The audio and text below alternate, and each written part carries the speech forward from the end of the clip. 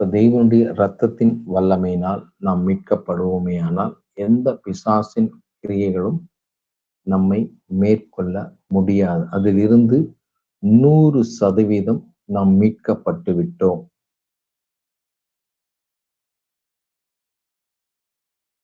நம்புறீங்களா? விசுவாசிக்கிறீங்களா? நான் இயேசுவின் ரத்தத்தினால் கழுவப்பட்டிருக்கிறேன் அப்படின்னு சொல்றவங்க, இயேசுவின் வல்லமையினால் சுத்திகரிக்கப்பட்டிருக்கிறேன் அப்படின்னு சொல்றவங்க, ஒரு புதிய துக்கத்தை கர்த்தர் உங்க வாழ்க்கையில அனுமதிக்கிறார். நீங்கள் எந்த பிசாசின் கிரியைகளுக்கும் அடிமையானவர்கள் அல்ல.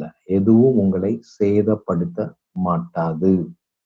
இதுதான் தேவன் உங்கள் மேல் வைத்திருக்கிற பிரத்யேகமான விசேஷமான அபிஷேகம், பாதுகாப்பு, நம்பிக்கை, அதிகாரம்.